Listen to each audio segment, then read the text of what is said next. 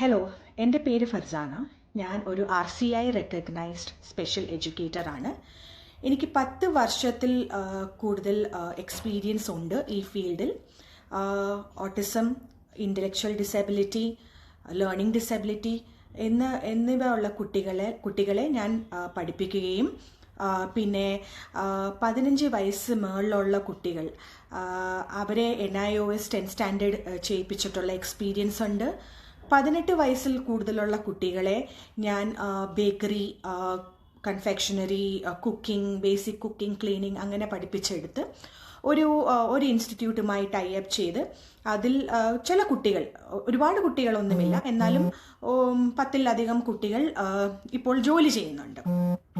അവർക്ക് നല്ല ഒരു മാസവരുമാനം 15,000 രൂപ മുതൽ 20,000 രൂപ വരെയുള്ള മാസവരുമാനം ഉണ്ട്. ആ ഒരു കാര്യത്തിൽ എനിക്ക് വളരെയധികം സന്തോഷം തോന്നിയിട്ടുണ്ട്. അപ്പോൾ ഇന്ന് ഞാൻ സംസാരിക്കാൻ പോകുന്നത് സ്പെഷ്യൽ എഡ്യൂക്കേഷനെ കുറിച്ചാണ്. Special education, special educators, special school, ഇതൊക്കെ നിങ്ങൾ കേട്ടിട്ടുണ്ടാവാം. ഇതും കേട്ടിട്ടുണ്ടാവാം.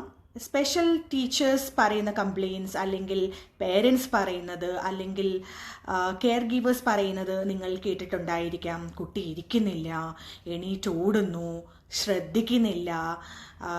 അപ്പോൾ ഇതിൻ്റെയൊക്കെ കാരണം എന്താണെന്ന് നിങ്ങൾ ആലോചിച്ചിട്ടുണ്ടോ? നമ്മൾ സ്പെഷ്യൽ എഡ്യൂക്കേഷൻ കൊടുക്കുന്നതിന് മുമ്പ് നമ്മൾ ആലോചിക്കേണ്ടത് ചില കാര്യങ്ങളുണ്ട്. അതായത് പ്രീ റിക്വസ്റ്റിക് സ്കിൽ എന്ന് പറയും, അല്ലെങ്കിൽ ഫൗണ്ടേഷണൽ സ്കിൽ എന്ന് പറയും. ഈ പ്രീ റിക്വസ്റ്റിക് സ്കിൽ അല്ലെങ്കിൽ ഫൗണ്ടേഷണൽ സ്കിൽ കുട്ടികളിൽ ഡെവലപ്പ് ചെയ്യുക വളരെ ഇമ്പോർട്ടൻ്റ് ആണ്. ന്യൂറോ ടിപ്പിക്കൽ ആയിട്ടുള്ള കുട്ടികൾ, അതായത് സാധാരണ കുട്ടികൾ പല കാര്യങ്ങളും അവർ നോക്കി പഠിക്കുന്നു. പല കുട്ടികളുമായിട്ട് അവർ കളിക്കുമ്പോഴും അവർ സോഷ്യലൈസ് ചെയ്യുമ്പോൾ പാരൻസിനെ കണ്ട്, സിബ്ലിങ്സിനെ കണ്ട്, അയലത്തെ കുട്ടികളുമായിട്ട് കളിക്കുമ്പോൾ അങ്ങനെയൊക്കെ അവർ കുറേ കാര്യങ്ങൾ പഠിച്ചെടുക്കും. പക്ഷെ നമ്മുടെ ന്യൂറോ ഡൈവേർജൻ്റ് ആയ കുട്ടികളെ, സ്പെഷ്യൽ കുട്ടികളെ നമ്മൾ പല കാര്യങ്ങളും പഠിപ്പിക്കേണ്ടതായിരിക്കുന്നു. റിപ്പറ്റേഷനിലൂടെ, ഇമിറ്റേഷനിലൂടെ നമ്മൾ പല കാര്യങ്ങളും പഠിപ്പിക്കേണ്ടതായിരിക്കുന്നു. ഞാനിവിടെ പറയുന്നത് ഓട്ടിസം കുട്ടികളുടെ കാര്യം മാത്രമല്ല, മറ്റു ഡിസബിലിറ്റിയുള്ള കുട്ടികളുടെ കാര്യവും കൂടിയാണ് ഞാനീ പറയുന്നത്. ഇതിൽ കൂടുതലായിട്ട് കണ്ടുവരുന്ന ചില പ്രശ്നങ്ങൾ, അധിക പ്രശ്നങ്ങളും ഓട്ടിസം ഉള്ള കുട്ടികൾക്കായിരിക്കാം.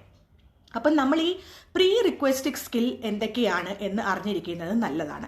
ഈ പ്രീ റിക്വസ്റ്റിക് സ്കിൽ ഉണ്ടായാൽ ബാക്കിയുള്ള എല്ലാ കാര്യങ്ങളും നമുക്ക് പിന്നെ പതുക്കെ ഡെവലപ്പ് ഇതെടുക്കാൻ പറ്റും. അപ്പോൾ പ്രീ റിക്വസ്റ്റിക് സ്കില്ലിൽ ആദ്യമേ വരുന്ന കുറച്ച് കാര്യങ്ങൾ ഞാൻ പറയാം. ഞാൻ ഒന്ന് ഇമ്പോർട്ടൻറ്റ് പോയിന്റ്സ് ഒന്ന് എഴുതി വെച്ചിട്ടുണ്ട് മറക്കാതിരിക്കാനായിട്ട്. അപ്പോൾ ഫസ്റ്റ് പ്രീ റിക്വസ്റ്റിക് സ്കിൽ എന്ന് പറയുന്നത് സിറ്റിംഗ് ടോളറൻസ്. സിറ്റിംഗ് ടോളറൻസ് നമ്മൾ കുട്ടികളിൽ ഡെവലപ്പ് ചെയ്തെടുക്കണം. അതങ്ങനെ പെട്ടെന്നൊന്നും ഡെവലപ്പ് ചെയ്യാൻ പറ്റിയ കാര്യമല്ല. പെട്ടെന്ന് ബിഗിനേഴ്സ് ആയിട്ടുള്ള കുട്ടികൾക്ക്, ബിഗിനേഴ്സ് ആയിട്ടുള്ള പേരൻസിനും, ബിഗിനേഴ്സ് ആയിട്ടുള്ള സ്പെഷ്യൽ എഡ്യൂക്കേറ്റേഴ്സിനും ആദ്യമേയൊക്കെ കുറേ ബുദ്ധിമുട്ടായിരിക്കാം. പിന്നെ പേരൻസ് എടുത്ത് ശ്രദ്ധിക്കേണ്ട കാര്യം, നമ്മളുടെ കുട്ടികൾക്ക് ഓട്ടിസം ഉണ്ട്, ബാക്കിയുള്ള ഡിസബിലിറ്റിയൊക്കെ നമുക്ക് പ്രസവശേഷം ഉടനെ മനസ്സിലാക്കാൻ പറ്റുന്ന ഒരു കാര്യങ്ങളാണ് അല്ലേ, അധികവും ഡോക്ടേഴ്സ് പറയും. പക്ഷെ ഓട്ടിസം അങ്ങനെയല്ലല്ലോ. അത് ഒരു ചില 3 വയസ്സ്, 2.5 വയസ്സ്, 3 വയസ്സിലൊക്കെ നമുക്ക് അത് മനസ്സിലാക്കാൻ പറ്റുള്ളൂ. ഐ കോണ്ടാക്ട് ഇല്ല, സോഷ്യൽ സ്മൈൽ ഇല്ല, മറ്റു കുട്ടികളുമായിട്ട് കളിക്കുന്നില്ല, ടോയ്സ് ചിലപ്പോൾ ലൈനപ്പ് ചെയ്ത് വെക്കുന്നു അല്ലേ, ഫാൻ കറങ്ങുന്നത് നോക്കാൻ ഇഷ്ടമാണ്, അങ്ങനെയൊക്കെയുള്ള ചില കാര്യങ്ങൾ. ഓക്കെ, അത് നമുക്ക് പിന്നെ ഡിസ്കസ് ചെയ്യാം. ഇപ്പം ഞാനിപ്പോൾ പറയുന്നത് പ്രീ റിക്വസ്റ്റിക് സ്കിൽ. ഫസ്റ്റ് ആദ്യമേ നമ്മൾ കുട്ടികളിൽ സിറ്റിംഗ് ടോളറൻസ് കൊണ്ടുവരണം. ആദ്യമേ നമ്മൾ സിറ്റിംഗ് ടോളറൻസ് കൊണ്ടുവരുമ്പോൾ അത് 1 മിനിറ്റോ 2 മിനിറ്റോ പ്രതീക്ഷിച്ചാൽ മതി. 2 മിനിറ്റ് വരെ നമുക്കത് കൊണ്ടുവരാൻ പറ്റുവാണെങ്കിൽ അത് വളരെ ഒരു സക്സസ്ഫുൾ ആയിരിക്കും. അപ്പോൾ ആ 2 മിനിറ്റിൽ നമ്മൾ കുട്ടിക്ക് താല്പര്യം ഇഷ്ടമുള്ള കാര്യങ്ങൾ കൊണ്ടുവരിക. അത് ടോയ്സ് ആയിരിക്കാം, എന്തെങ്കിലും എഡ്യൂക്കേഷണൽ, ഇപ്പോൾ നഴ്സറി മെറ്റീരിയൽസ് ഒക്കെ ഒരുപാടുണ്ടല്ലോ, അതെന്തുമായിരിക്കാം. ചിലപ്പോൾ കാറായിരിക്കാം, ചിലപ്പോൾ നിങ്ങളുടെ വീട്ടിലിരിക്കുന്ന ഗ്ലാസോ സ്പൂണോ എന്തുമായിക്കോട്ടെ, അത് നിങ്ങൾ അറ്റൻഷൻ കൊണ്ടുവരാൻ ശ്രമിക്കണം. അപ്പം 2 മിനിറ്റിൽ കൂടുതൽ കുട്ടി ഇരിക്കുന്നുണ്ടോ എന്ന് നോക്കുന്നത് നല്ലതായിരിക്കും. പിന്നെ അടുത്തത് വേണ്ടത്, നമ്മൾ എന്തെങ്കിലും പറയുമ്പോൾ കുട്ടി അത് ചെയ്യുന്നുണ്ടോ, അതായത് ഇൻസ്ട്രക്ഷൻസ് ഫോളോ ചെയ്യാൻ പറ്റുന്നുണ്ടോ. അത് ചെറിയ ഇൻസ്ട്രക്ഷൻ മതി, നമ്മൾ ഒരു വേർഡിൽ തുടങ്ങിയാൽ മതി. ഗിവ്, കീപ്, സിറ്റ്, സ്റ്റാൻഡ്, ഇങ്ങനെയുള്ള ഇൻസ്ട്രക്ഷൻസ് കുട്ടി ഫോളോ ചെയ്യാൻ കഴിയണം.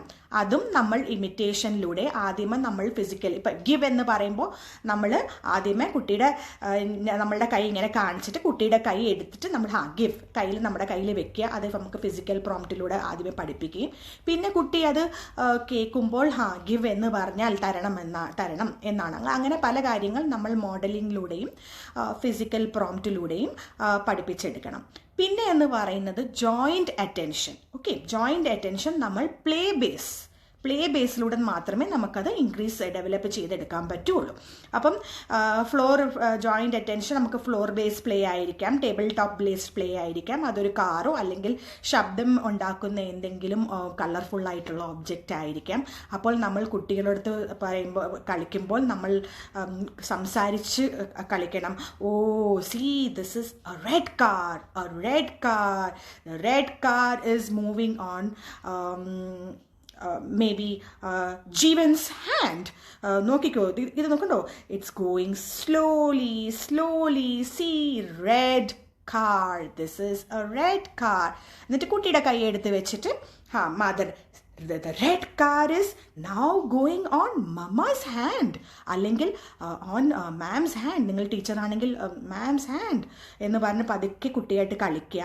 പിന്നെ അത് തറയിൽ വെച്ചിട്ട് okay now let's push the car. അങ്ങനെ നമ്മൾ ഫ്ലോർ ബേസ്ഡ് പ്ലേ ചെയ്യുമ്പോൾ അധികം കുറച്ച് വാക്കുകൾ മാത്രം ഉപയോഗിക്കുക. ആ ഉപയോഗിക്കുന്ന വാക്കുകൾ നിങ്ങൾ പിന്നെയും കളിക്കുമ്പോൾ ആ സെയിം വാക്ക് തന്നെ ഒരു റിപ്പീറ്റ് ചെയ്യുക. പുതിയ വേർഡ് ആഡ് ചെയ്യുന്നത് പിന്നെ ആവാം. ആദ്യമേ നമ്മൾ പറഞ്ഞ വേർഡ്സ് തന്നെ പലപ്പോഴുമായിട്ട് റിപ്പീറ്റ് ചെയ്യുമ്പോൾ കുട്ടികൾക്ക് മനസ്സിലാവും. ഓ റെഡ് കാർ, മൂവിങ്, ഹാൻഡ്, ഇത്രയും കുട്ടി മനസ്സിലാക്കിയതിന് ശേഷം പിന്നെ നിങ്ങളത് കുട്ടി പഠിച്ചോ എന്ന് മനസ്സിലാക്കാൻ now move the car on mama's hand, move the car on mom's hand എന്ന് പറയാം. അങ്ങനെ നമ്മൾ ജോയിൻറ്റ് അറ്റൻഷൻ കൊണ്ടുവരണം. ഇൻസ്ട്രക്ഷൻ ഫോളോ ചെയ്യാൻ പറ്റണം. കുട്ടിക്ക് 2 മിനിറ്റിൽ കൂടുതൽ ഇരിക്കാൻ പറ്റണം. പിന്നെ വരുന്നത് എന്താണെന്ന് അറിയാമോ? പിന്നെ വരുന്നത് സെൻസറി റെഗുലേഷൻ ഉണ്ടായിരിക്കണം കുട്ടിക്ക്. അതായത് സൗണ്ട് ടോളറേറ്റ് ചെയ്യാൻ പറ്റണം. പിന്നെ എന്താണ്, കളേഴ്സ്, സെൻസറി ഓവർലോഡ് ഉണ്ടാവരുത് കുട്ടിക്ക്. അപ്പം സൗണ്ട് ടോളറേറ്റ് ചെയ്യാൻ പറ്റണം. നമ്മളുടെ ടച്ച് കുറേയൊക്കെ ടോളറേറ്റ് ചെയ്യാൻ പറ്റണം.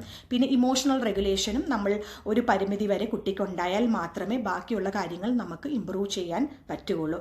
എപ്പോഴും ഓർക്കുക, അറ്റൻഷൻ ഉണ്ടെങ്കിൽ മാത്രമേ ലേണിംഗ് കൊണ്ടുവരാൻ പറ്റുകയുള്ളൂ. അതുപോലെ തന്നെ കമ്മ്യൂണിക്കേഷൻ അത് വെർബൽ ആയാലും കുഴപ്പമില്ല, നോൺ വെർബൽ ആയാലും കുഴപ്പമില്ല. അപ്പോൾ ഞാൻ വെർബൽ എന്ന് പറയുമ്പോൾ കുട്ടിക്ക് സംസാരിക്കാൻ പറ്റുവാണെങ്കിൽ അങ്ങനെ. ഒരു പക്ഷേ കുട്ടിക്ക് സംസാരിക്കാൻ പറ്റുന്നില്ല എന്നുണ്ടെങ്കിലും കുട്ടി അത് പല രീതിയിൽ എക്സ്പ്രസ് ചെയ്യും അല്ലേ. ചിലപ്പോൾ ഗിവ് എന്ന് ഇപ്പം എങ്ങനെയാ നോൺ വെർബൽ കമ്മ്യൂണിക്കേഷൻ എന്ന് പറയുമ്പോൾ കുട്ടിയുടെ ഐ കോണ്ടാക്ട്, കുട്ടിയുടെ ഗെസ്ചർ എങ്ങനെയാണ്, കുട്ടി ചിരിക്കുന്നുണ്ടോ, എക്സൈറ്റ്മെൻറ്റ് കാണിക്കുന്നുണ്ടോ, ഇതൊക്കെയാണ് നോൺ വെർബൽ കമ്മ്യൂണിക്കേഷൻ അല്ലേ. എസിന് വേണ്ടി തല കുലുക്കുന്നുണ്ടോ, അല്ലെങ്കിൽ ഇങ്ങനെ കാണിക്കുന്നുണ്ടോ, കൈ അടിക്കുന്നുണ്ടോ, ഇതൊക്കെയാണ് ഈ നോൺ വെർബൽ കമ്മ്യൂണിക്കേഷൻ നമ്മൾ കുട്ടിയിൽ ഡെവലപ്പ് ചെയ്തെടുക്കണം. അത് എങ്ങനെ വേണമെങ്കിലും thumbs up, okay, yes, no, അങ്ങനെ ഗിവ്, കൈ നീട്ടുക, ഗിവ്, അങ്ങനെയുള്ള കാര്യങ്ങൾ നമ്മൾ non verbal communication.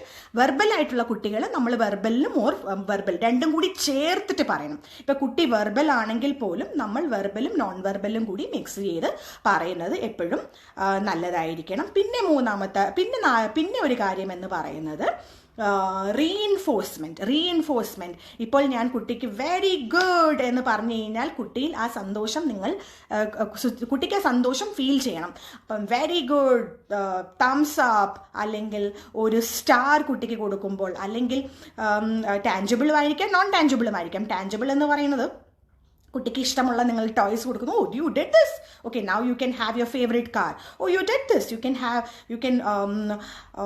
Have a candy. പക്ഷെ അധികവും നോൺ വെർബൽ അധികവും നിങ്ങൾ സോഷ്യൽ റിവാർഡ്സ് കൊടുത്ത് ശീലിപ്പിക്കുന്നതായിരിക്കും നല്ലത്. ഒരു പക്ഷേ ഇനിഷ്യലി നിങ്ങൾക്ക് തോന്നുന്നു ടാഞ്ചിബിൾ ആയിട്ടുള്ള, അതായത് കുട്ടിയുടെ ഫേവറേറ്റ് ടോയ് അല്ലെങ്കിൽ കുട്ടിക്ക് ഏറ്റവും ഇഷ്ടമുള്ള ഒരു മിഠായി, ഒരു ചിപ്സ് ആണ് നിങ്ങൾ കൊടുക്കുന്നതെന്നുണ്ടെങ്കിൽ തുടക്കത്തിൽ അങ്ങനെ ചെയ്യാം, പക്ഷെ അത് ഒരുപാട് കൊടുക്കാതിരിക്കാൻ ശ്രമിക്കുക. ഇപ്പോൾ ചിപ്സൊക്കെ ആണെങ്കിൽ നമ്മൾ ഒരു പാക്കറ്റ് ചിപ്സൊക്കെ അങ്ങ് എടുത്ത് കൊടുക്കരുത്. അത് ആദ്യം 1-2 ചിപ്സ് എടുത്ത് കൊടുക്കുക. അത് ചിപ്സിൻ്റെ പാക്കറ്റ് മുമ്പിൽ വെച്ചിട്ട് അതിൽ നിന്ന് 2 എടുത്ത് കൊടുത്താൽ ചിലപ്പോൾ കുട്ടി സമ്മതിക്കില്ല. നിങ്ങൾ ഓൾറെഡി 2 മാറ്റി വെക്കുക. പിന്നെ നിങ്ങൾ ഇപ്പോൾ ചിപ്സാണ് കൊടുക്കാൻ ഉദ്ദേശിക്കുന്നതുണ്ടെങ്കിൽ ഞാനൊരു എക്സാമ്പിൾ പറയുവാണ്. അല്ലെങ്കിൽ ഒരു കാർ, കുട്ടിയുടെ ഏറ്റവും ഫേവറേറ്റ് ആയിട്ടുള്ള ഒരു കാറാണ് നിങ്ങൾ റിവാർഡ്, അതായത് റീഇൻഫോഴ്സ്മെൻറ്റിന് ഉപയോഗിക്കുന്നത് എന്നുണ്ടെങ്കിൽ അത് കുട്ടിക്ക് എപ്പോഴും കിട്ടുന്ന ഒരു സാധനമാണെങ്കിൽ അതൊരു റീഇൻഫോഴ്സ്മെൻ്റ് ആയിട്ട് കുട്ടിക്ക് തോന്നില്ല, അല്ലേ? അതുകൊണ്ട് നിങ്ങൾ എന്താണ് ചെയ്യേണ്ടത്? ഈ കാർ അല്ലെങ്കിൽ ഈ ഒരു ചിപ്സ് നിങ്ങൾ എപ്പോഴും അവൈലബിൾ ആവാതെ കുട്ടി എന്തെങ്കിലും ആക്ടിവിറ്റി ചെയ്യുമ്പോൾ അതിൻ്റെ റിവാർഡായി കൊടുക്കാൻ ഓർമ്മിക്കുക. ഇനി അടുത്ത കാര്യങ്ങൾ ഞാൻ അടുത്ത വീഡിയോയിൽ പറയുന്നതാണ്. താങ്ക്